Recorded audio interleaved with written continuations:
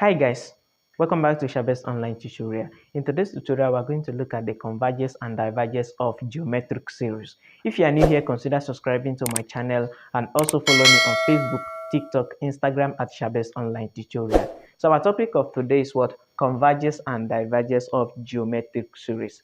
And a geometric series is a series in the form summation as n reaches from 1 to infinity a multiplied by r raised to the power of n minus 1. So this is what we call a geometric series. And where a is the first term and r is the common ratio. So, and for a given series, for a given geometric series to be converged or to be diverged, we're going to look at two conditions. So condition number one say a series is said to be converged if and only if absolute value of r, where r is the common ratio, where absolute value of r is less than 1. Then number two condition, a series is said to be divergent if and only if absolute value of r is greater than or equal to 1.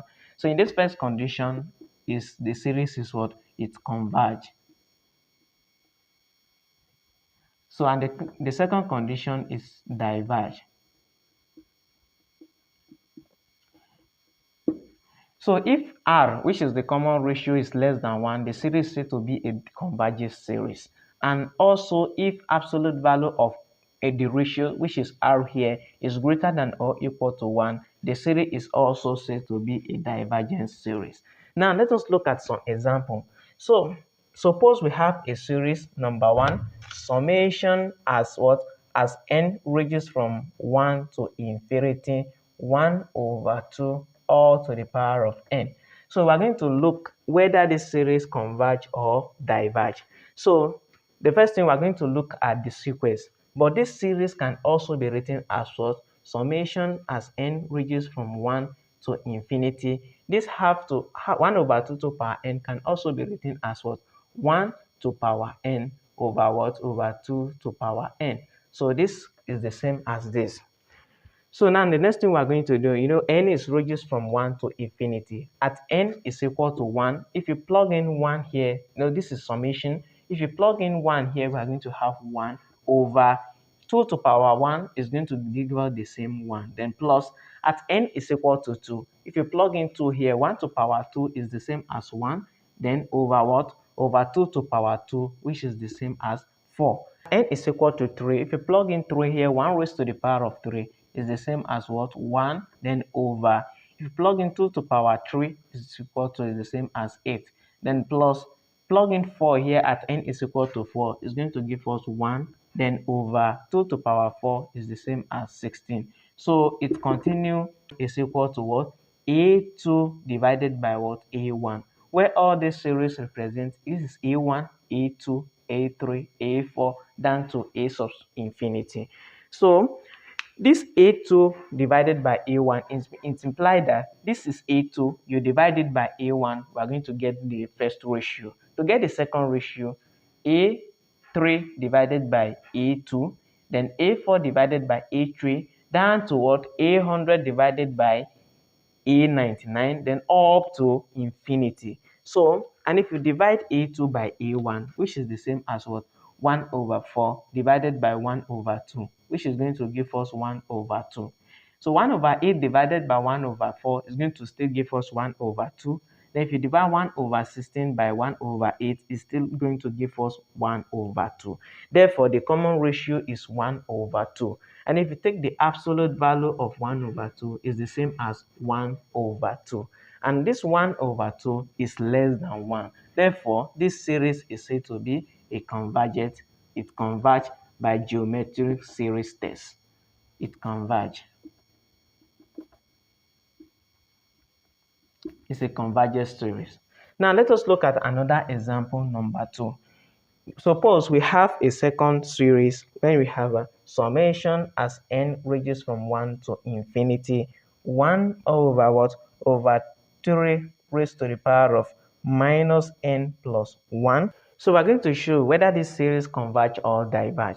But this series can also be written as what? Summation as n summation as n ranges from 1 to infinity, 1 over, if you look at this denominator, 3 to power n plus 1. According to law of indices, this can also be written as 3 to power of minus n multiplied by what? 3 to power of 1.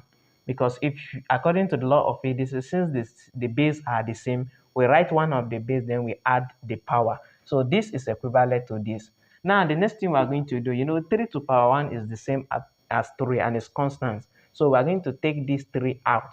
And if you take it out, we are going to have 1 over 3 summation as n ranges from 1 to infinity.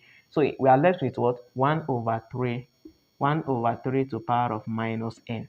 And this can also be written as what? 1 over 3 summation as n ranges from 1 to infinity. 1 over 3 to the power of minus n is the same as 3 to the power of minus positive n.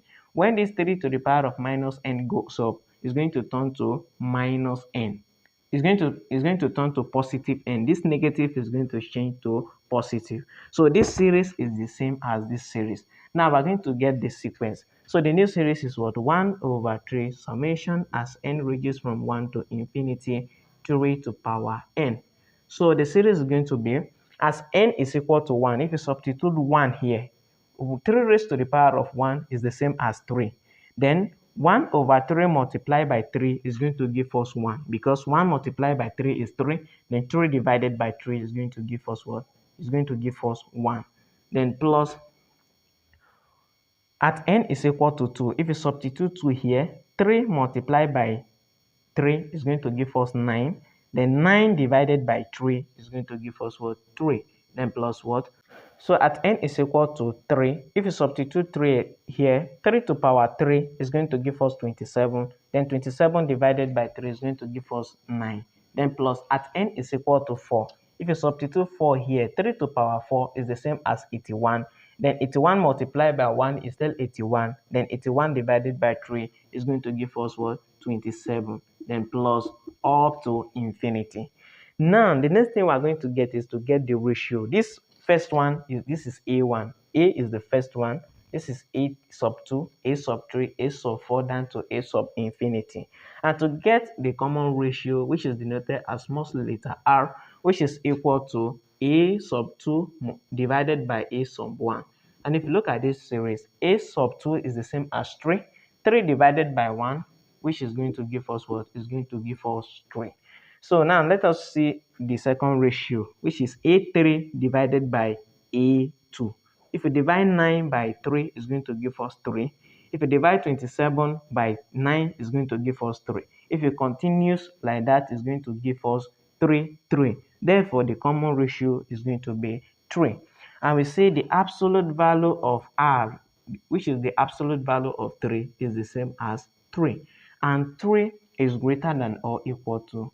And if you look at this second condition, they say if the absolute value of R is greater than or equal to 1, it's said to be a divergent series. And if you look at this 3 is greater than 1, therefore this series is said to be what? A divergent series.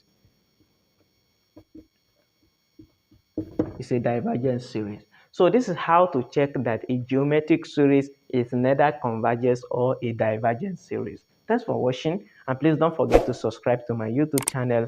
Also follow me on Facebook, TikTok, Instagram at Shabest Online Tutorial.